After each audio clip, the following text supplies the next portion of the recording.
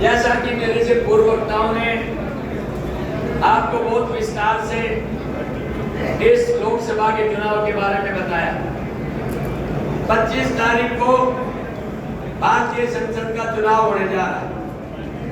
आपने अनेकों चुनाव देखे हैं, लेकिन ये भी एक चुनाव है, क्योंकि दादरी और भिवानी जी से दादरी पहले भिवानी क्षेत्र का भाई अनिरुद्ध जी ने जो बात बताई कि चौधरी बंसीलाल जी एक ऐसे नेता थे जिन्होंने इस हरियाणा के निर्माण के अंदर सबसे पहले सक्रिय भूमिका निभाई, और उसके बाद इसके विकास के अंदर चौधरी भूपेंद्र सिंह हुड्डा ने इस कोने से उस कोने तक समान विकास कराने का प्रयास किया। अनेकों मुख्यमंत्री आए और चले गए, कुर्सियां बदलती रही, नेता बदलते रहे, और सौभाग्य से हमें भी चौधरी हुकम सिंह जी का दादरी को भी सौभाग्य प्राप्त हुआ, वो भी मुख्यमंत्री पद पर रहे। आपने चुनाव देखे, चुनाव की प्रक्रिया देखी, लेकिन जैसे कि आपका अजीत अक्सर बता रहा था, आज की परिस्थितियां बिल्कुल भिन्न है। और भिन्न क्यों है? कि 10 साल पहले एक ऐसी सरकार जो जनता के सामने आके एक ऐसा दृश्य पेश किया कि हिंदुस्तान के लोगों, तुम 70 साल से कांग्रेस को देख रहे हो, और आप एक बार बदलाव करके देखें, हम आपके लिए वो करके दिखाएंगे जो आपने जिंदगी में नहीं सोचा होगा।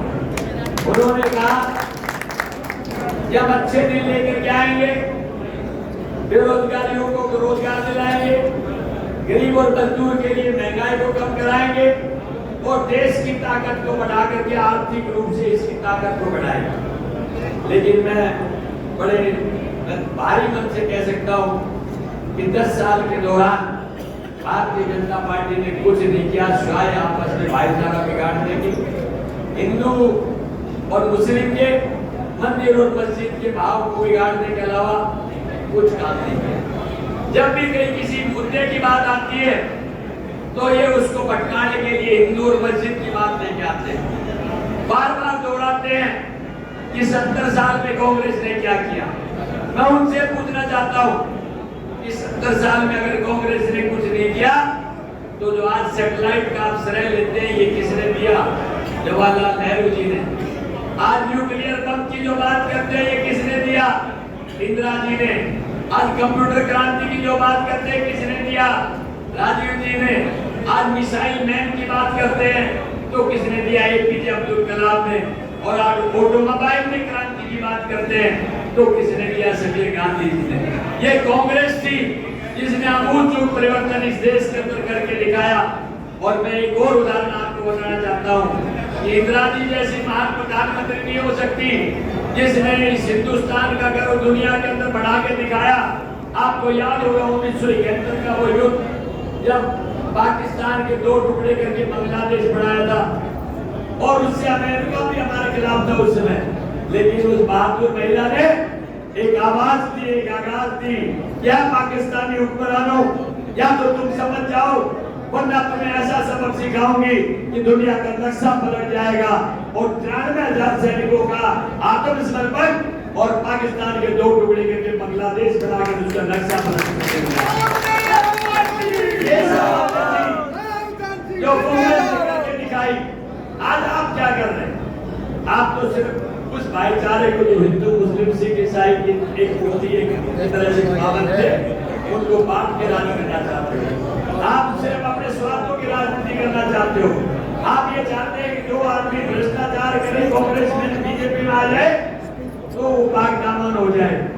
आप अगर उसे वैसे नहीं मान सकते तो संवैधानिक संस्थाओं का दुरुपयोग करते हो। क्या आपने कभी देखा था किसी वर्तमान मुख्यमंत्री को जेल के अंदर? ये भाई कुंडू साहब हमारे बीच बैठे हैं, आम पार्टी के नेता, जब केजरीवाल जी को भीतर डाल दिया उन्होंने, तो नीचे के अधिकारी और कर्मचारियों की कौन सी हैसियत बच जाती है? क्या इसी दिन के लिए आपने अच्छे दिन देखने की बात कही थी? मैं ये कहना चाहूंगा कि आप लोग समझ जाइए, सोच से बात कीजिए, क्योंकि हक साधारण नहीं है।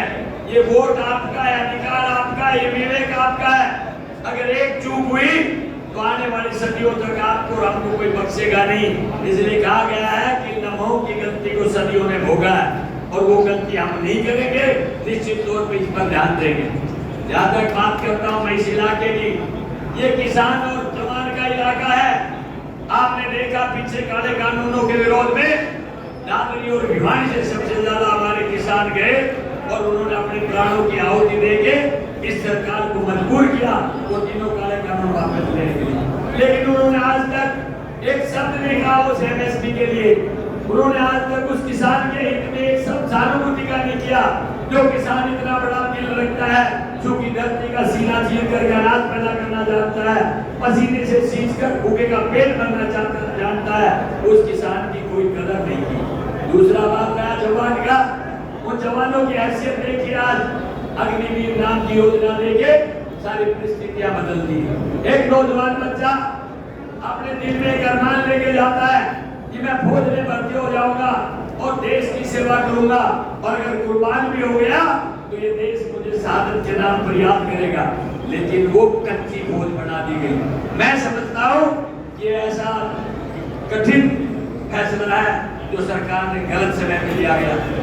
कांग्रेस पार्टी अपने जो संकल्प पत्र है, जो घोषणा पत्र है, उसके दिन पहला वादा करती है जिस दिन आप सत्ता दे देंगे सबसे पहले अग्निवीर योजना को आप समापन कर देंगे, महंगाई कम करने का प्रयास करेंगे और भाईचारा को बढ़ा करके रखेंगे। आपने सिर्फ ये दो बातें ध्यान करनी है कि वोट डालने के समय कोई चूक ना हो। यहाँ जितना जोश है आपके अंदर वो अभूतपूर्व है, और मैं इस बात का प्रतीक मान सकता हूँ कि निश्चित तौर पे एक बदलाव की लहर है, और ये खाली हरियाणा में नहीं है, पूरे हिंदुस्तान में है। आने वाले समय में भाजपा नहीं आएगी, ये निश्चित तौर पे लिख के ले लिया। ये भाजपा जो 400 का नारा देती है, तो ये नारा वैसा ही है जैसा पिछले चुनाव में 75 का नारा इन्होंने दिया था। आपको समझने की जरूरत है। वो कहते हैं कि अगर आप 400 सीट दे देंगे तो हम संविधान बदल देंगे, लेकिन इस देश की महान जनता कहती है और बीजेपी के अगमरानो, तुम क्या संविधान बदलोगे, अब तुम्हारी सरकार बदल देंगे। ये दोस्तों, ये जो व्यक्ति जो आंदोलन करते हैं, चाहे कर्मचारी हो, चाहे कंप्यूटर टीचर हो, और अब तो यहाँ तक कि जो सरपंच जी भी गए थे उनको भी लाठी से स्वागत उनका किया गया। हम एक बात कहना चाहते हैं, आपकी सरकार आएगी तो जो सरपंच भाइयों का सम्मान खोया है, जो उनके ऊपर सरकार ने अविश्वास किया है, निश्चित तौर पे उस अविश्वास को ठीक करके उनको उसी तरह से सम्मानित करेंगे जैसे कांग्रेस